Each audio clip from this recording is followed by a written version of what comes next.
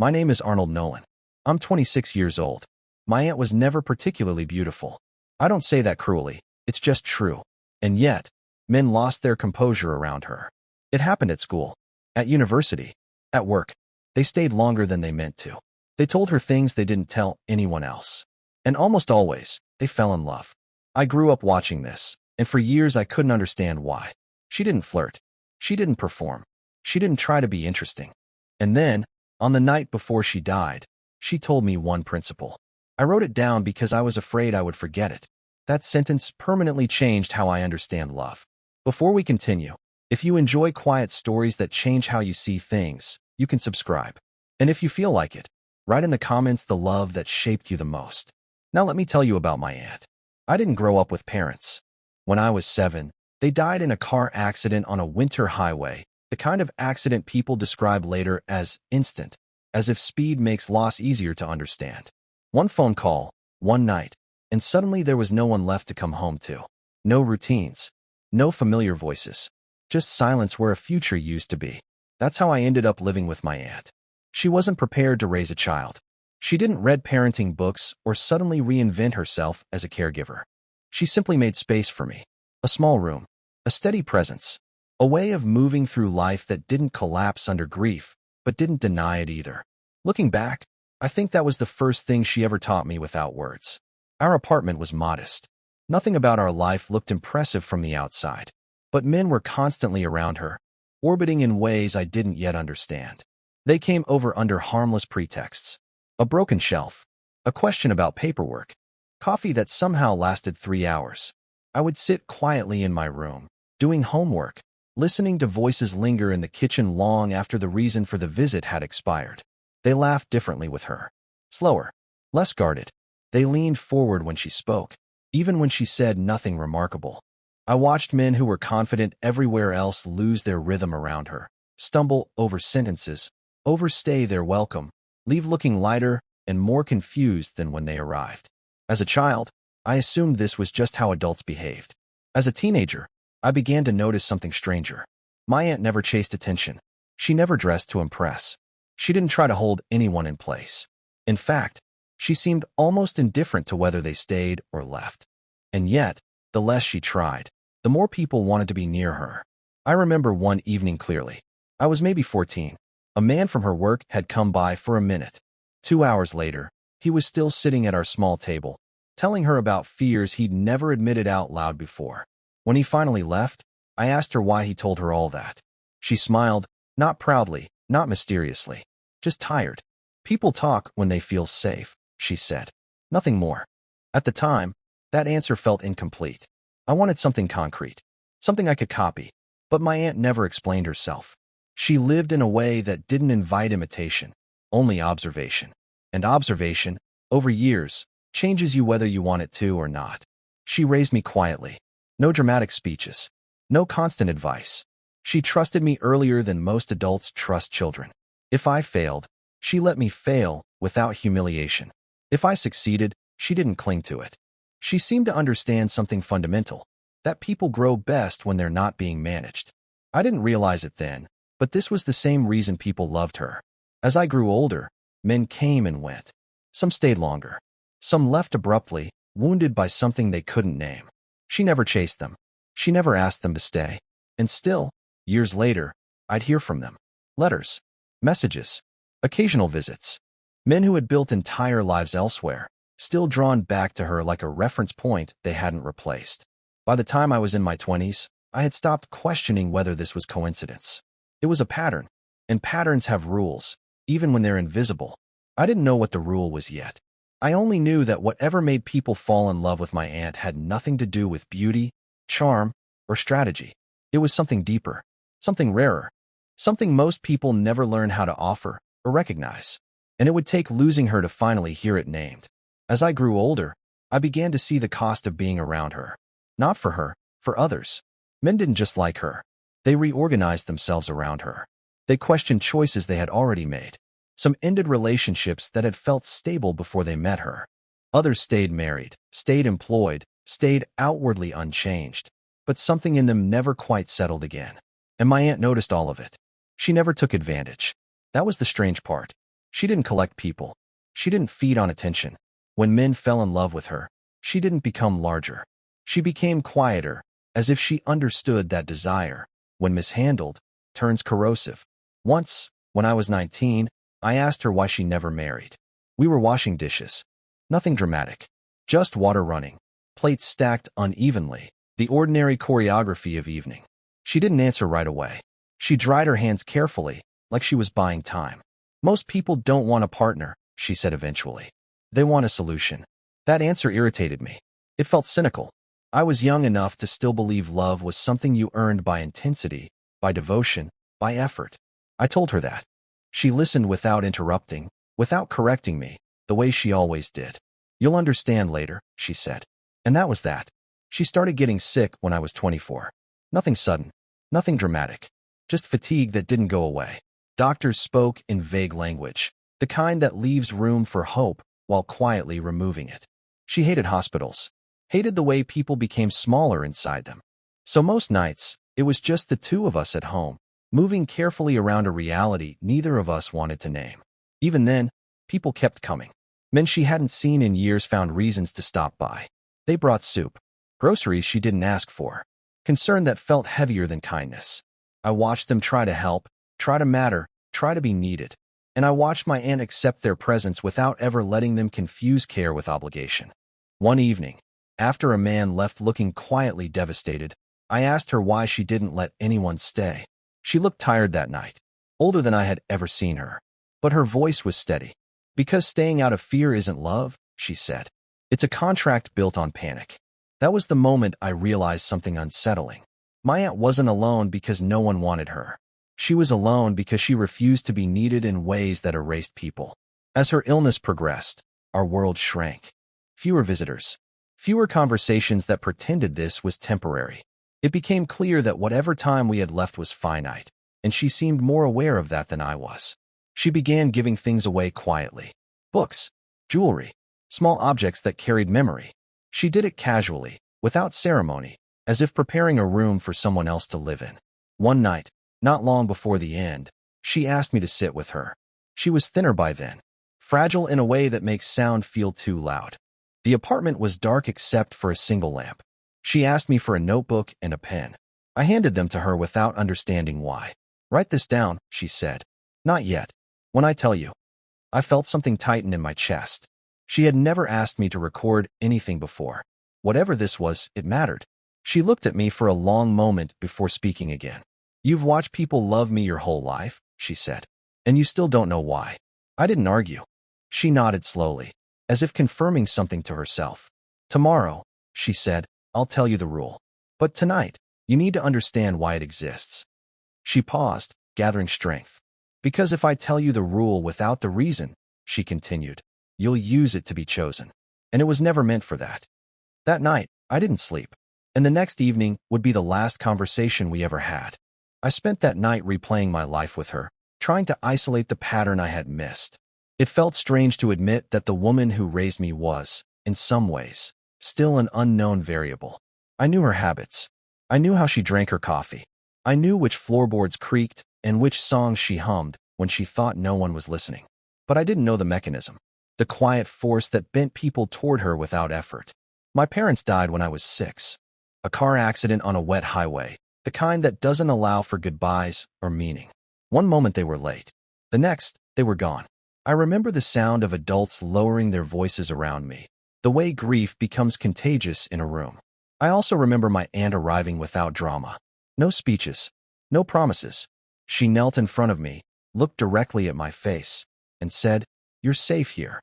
Not forever. Not everything will be okay. Just that." She never tried to replace my parents. She didn't say she would be both mother and father. She simply became consistent. Breakfast happened. School happened. Silence happened when it needed to. Questions were allowed, but never forced into resolution. Looking back, I realized she gave me something most people never receive after loss: stability without performance. As I grew up, men came and went. Some stayed months, some years. None stayed permanently. I watched them fall into familiar patterns. They tried to impress her, then protect her, then fix things she hadn't asked to be fixed. When that didn't work, they grew uneasy, like someone who brings tools to a job that doesn't exist. And she never punished them for it. She didn't mock their need. She didn't shame their intensity. She simply didn't rearrange herself to accommodate it. Once, when I was 17, I asked her if she ever felt lonely. She thought about it carefully. I feel alone sometimes, she said. But I don't feel empty. There's a difference. That distinction stayed with me longer than I realized. By the time I reached my 20s, I started noticing how different my romantic instincts were from my friends. They chased reassurance. They needed signs, confirmations, proof that they mattered. Breakups devastated them not just because they lost someone, but because they lost themselves inside that person. I didn't know how to explain that love, to me, felt quieter, less urgent. Not because I cared less, but because I had never learned to equate love with panic. I didn't connect that to my aunt until much later. The day before she died, the doctor came in the afternoon. He spoke gently, which is how you know the conversation has already ended. After he left, she asked me to open the window. Cold air moved through the room. She breathed it in like something familiar. "Tonight," she said, "you'll stay." I nodded, pretending I wasn't afraid of what that meant. As evening settled, she grew weaker. Words cost more. But her eyes were sharp, focused in a way that felt intentional. This wasn't a fading. This was a preparation. She asked me again for the notebook. "People think attraction is about what you give," she said slowly. "Beauty, attention, validation, safety." She paused, catching her breath. "It isn't." I waited, pen hovering, heart pounding, ready to write anything. But she shook her head slightly. "Not yet," she said. "You need to hear what happens when people get it wrong." She told me stories then, not about men who loved her, but about men she had left. Men who wanted to be needed so badly they stopped being themselves. Men who offered everything except presence. Men who confused devotion with erasure. "Love doesn't collapse people," she said. "It reveals them." Her hand tightened around mine. "And if someone disappears in order to stay," she added, "you will never know who loved you, only who feared losing you." The room was quiet after that. I realized then that whatever principle she was about to give me wasn't romantic. It wasn't comforting. It was going to be demanding. And I understood why she had waited until the very end to say it. Because once you hear it, you can't unhear it. And you can't unknow what kind of love you're accepting anymore. As the night deepened, the apartment felt smaller, like the walls were leaning in to listen. My aunt drifted in and out of sleep, but every time she opened her eyes, they found mine immediately. There was no confusion in her gaze. Only urgency, restrained by care. She asked me about my life. Not the facts. Not work or plans. She asked how I felt with people. What I noticed. What made me uneasy. I told her the truth. That relationships felt loud. That most connections came with an unspoken demand I couldn't quite name. That I often felt watched when I was supposed to feel chosen. She nodded. "People mistake intensity for intimacy," she said. "But intensity burns fast. Intimacy warms slowly." Then she said something that made my throat tighten. "You were raised without being chased." I didn't understand at first. She explained that after my parents died, no one had pulled at me emotionally. No one had leaned on me to fill their emptiness. She had never made me responsible for her loneliness, her happiness, or her survival. "Children who are needed learn to disappear," she said. "Children who are welcomed learn to arrive." That sentence landed harder than anything else that night. She told me that most people don't fall in love with a person. They fall in love with relief, with the feeling that their restlessness finally has somewhere to sit. And when that relief fades, so does what they call love. I thought of all the men who had passed through her life, how they had tried to anchor themselves to her calm, how she had refused to let herself become a resting place that replaced their own inner stability. "Desire grows where there is space," she said, "not where there is need." She closed her eyes for a moment, breathing carefully, as if measuring how much time she had left. "When someone says they can't live without you," she continued, "they aren't expressing love. They're outsourcing their balance." My hand was cramping around the pen. I hadn't written anything yet. Every part of me was afraid that if I wrote too early, I'd miss something essential. I asked her if she had ever been tempted to stay, to choose someone, to settle. She smiled faintly. "I was tempted many times," she said, "but I never met a man who loved me more than he loved how I made him feel." The honesty of that sentence hurt, not because it was bitter, but because it was precise. She turned her head toward me again. "I didn't refuse love," she said. "I refused dependency wearing a romantic costume." Silence filled the room after that. The kind of silence that doesn't feel empty, just full of things you can't interrupt. Finally, she reached for my wrist gently. "Tomorrow morning, I won't be here," she said, calmly, like someone stating the weather. "So listen carefully now." My breath caught. "The principle I'm going to give you," she said, "will cost you options. You will be less chosen by people who need saving. You will be avoided by people who are addicted to chaos." She paused, making sure I was still with her. "But the person who stays," she added, "will stay freely." She looked at the notebook again. "You won't use this to win people," she said. "You'll use it to recognize them." She closed her eyes after that, exhausted.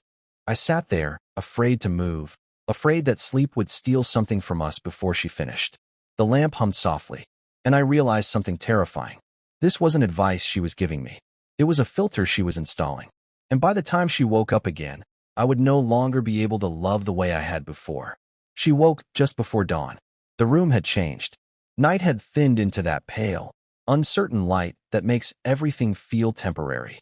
Her breathing was shallow now, measured, as if each breath required permission. When she opened her eyes, she didn't look surprised to see me there. It was as though she had expected the moment exactly as it arrived. "Now," she said. I picked up the notebook without being told. My hands were unsteady, not from fear of losing her, that had already settled into something quieter, but from the sense that whatever she was about to say would rearrange me permanently. "You've watched people love me your entire life," she said, "and you've seen what happens when they confuse attachment with intimacy." I nodded. She asked me to think of the men who had stayed longest, the ones who hovered, who offered to fix things, who needed reassurance disguised as devotion. She asked me to remember how they changed over time. "They stopped growing," I said, before realizing I had spoken. She smiled, barely. "Yes," she said, "because they were orbiting, not standing." Her fingers tightened around the blanket. "Love should add gravity," she continued, "not replace it." I felt something shift inside my chest at that sentence, like a piece clicking into place that had been loose for years. She told me that attraction isn't created by beauty or mystery or effort.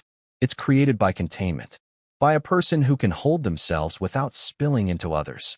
Someone whose emotional weight doesn't need to be carried. "That's why they stayed," she said.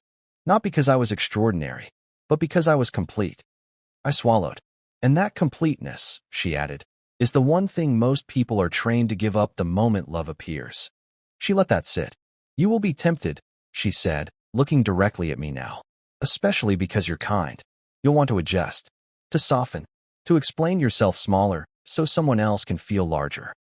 I thought of my childhood, of how she had never leaned on me, never made me responsible for her pain, never asked me to be what she lacked. "You must not do that," she said quietly. She paused, gathering what strength remained. "The principle isn't about what you do," she said. "It's about what you refuse." I leaned closer. "Refuse to abandon yourself," she said. "Refuse to become someone's emotional home if they haven't learned to stand." Her breathing faltered for a moment. I waited. "Love," she continued, "is not built on how much you give. It's built on how much you remain." I felt my eyes burn, but I didn't look away. "Now right," she said. I lowered the pen to the page, heart pounding, knowing that the next sentence would be the one I carried for the rest of my life. She spoke slowly, deliberately, as if carving the words directly into me before they reached the paper. And when she finished, the room felt different. Not lighter, clearer. She closed her eyes after that. Not to sleep, but to rest in a way that told me this part was done. I sat there long after the sun had risen, staring at the words in my notebook, understanding for the first time why love had always looked so different around her, and why it would never look the same for me again. She died that morning. Not suddenly, not dramatically, just quietly, the way she had lived.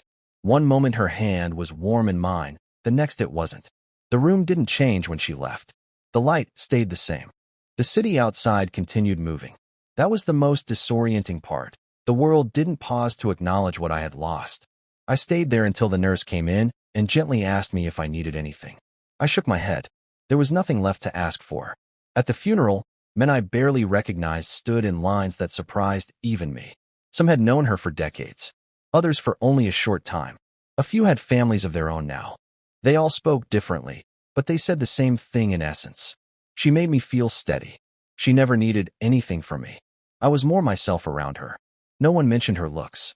After she was gone, the apartment felt too large. Not empty, just unanchored. I moved through it carefully at first, as if I might disturb something she had deliberately left in place. Her chair by the window stayed untouched. Her books remained exactly where she had last put them. I didn't clean. I didn't rearrange. I was afraid that if I did, the clarity she had given me might dissolve. I carried the notebook everywhere. Not because I reread the sentence constantly, but because I knew that forgetting it, even for a moment, would cost me something I didn't yet understand. Grief did what grief always does. It tested the edges of who I was. Nights were the hardest. Not because I felt lonely, but because loneliness offered easy exits. Texts that could turn into habits. Conversations that promised warmth but quietly asked for surrender. I noticed how quickly people reveal what they need when they sense absence. And for the first time in my life, I didn't step forward to fill it. I dated. Carefully. Women were drawn to me for reasons I hadn't experienced before. I listened well. I didn't rush. I didn't lean. I stayed where I was.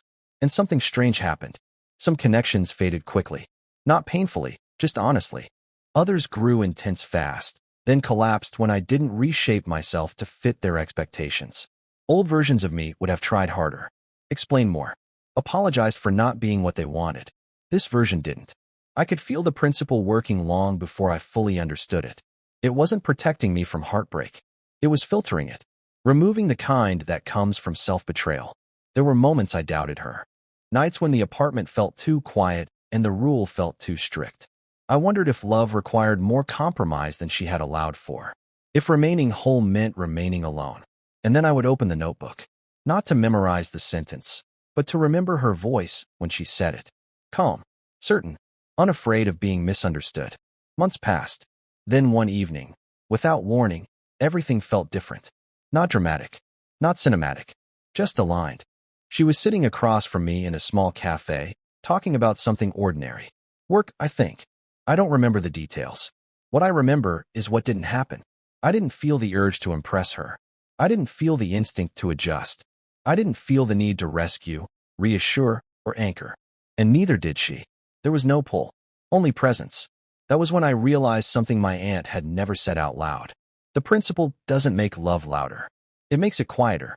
And when love is quiet, it stops asking you to disappear. I went home that night and wrote a single line under her sentence in the notebook. This is what she meant. I didn't know yet that this woman would become my wife. But for the first time, I knew I was choosing, not compensating. And that knowledge felt like the beginning of something that could last. I didn't tell her about my aunt at first. Not because it was a secret, but because some things don't belong in the early stages of love. Early love is fragile. It bends too easily when you explain yourself too soon. So I waited. I watched instead. I watched how she spoke when she was tired. How she reacted when I didn't immediately answer a message.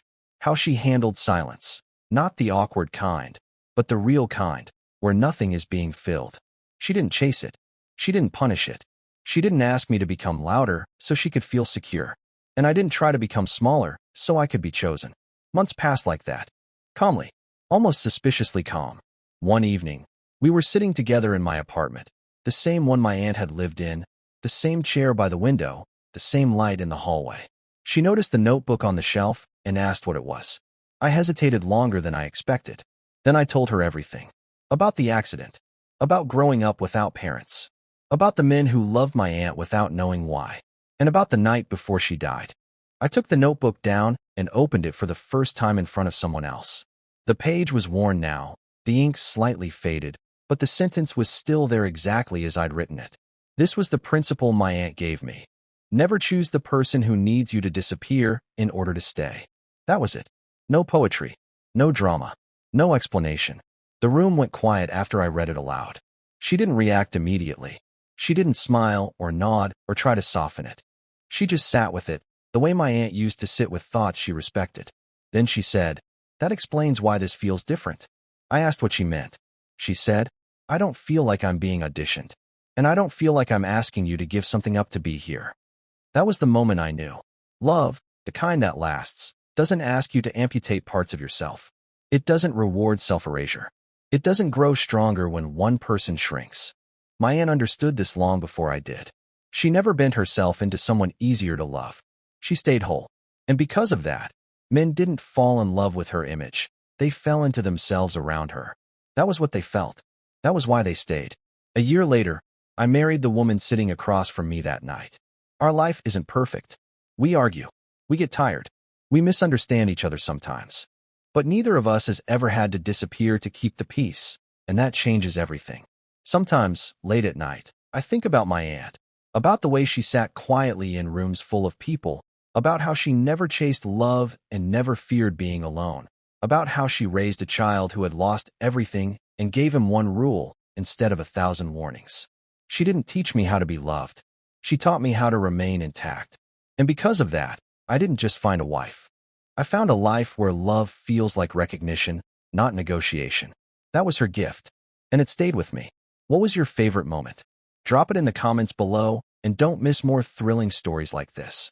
Subscribe and hit that notification bell so you never miss an upload.